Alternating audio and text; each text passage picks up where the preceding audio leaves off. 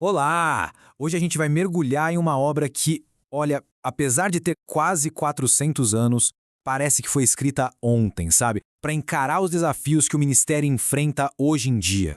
Vamos começar com uma questão bem atual. Uma crise que muita gente na liderança de comunidades de fé está sentindo na pele.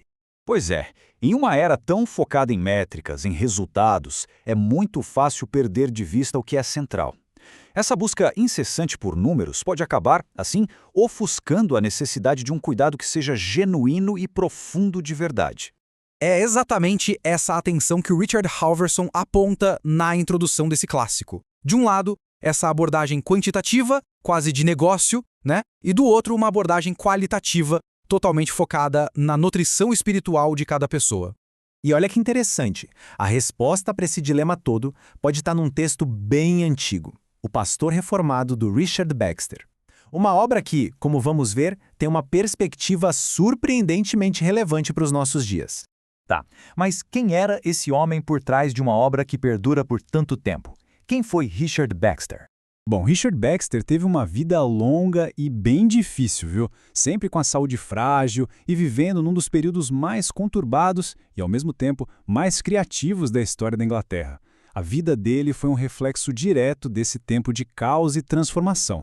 E aqui tem uma coisa curiosa, dizem que ele era franco demais para a política. Não tinha papas na língua, o que fazia dele um político terrível. Mas, por outro lado, o que o tornava um pastor de uma sinceridade e de um cuidado incomparáveis. A dedicação dele à sua congregação era simplesmente lendária.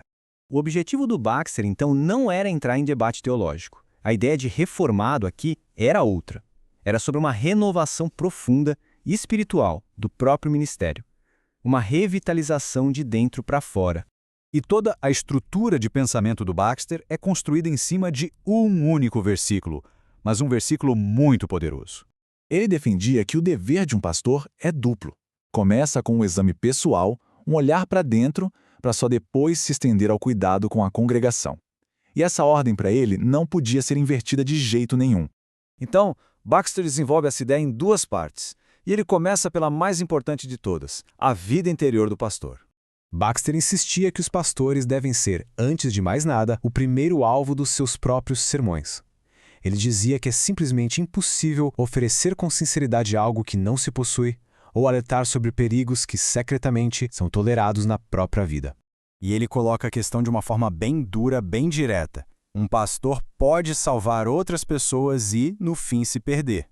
É um alerta seríssimo sobre o perigo de um ministério que vira só uma profissão, sabe?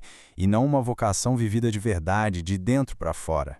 Só depois desse autoexame intenso, dessa arrumação da casa interior, é que um pastor pode, de fato, direcionar sua atenção para o cuidado dos outros.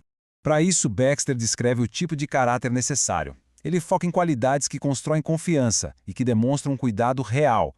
Coisas como diligência, amor sincero e, claro, muita paciência para aguentar as dificuldades que vêm junto com o cuidado de almas. Para a gente ter uma ideia do que isso significava na prática, olha só esse número: 800. No ministério dele, Baxter e apenas 2 assistentes ensinavam e catequizavam pessoalmente cerca de 800 famílias. E isso todo santo ano. Não era um evento especial, era a rotina. Então, o ponto crucial é esse. A abordagem dele era profundamente pessoal.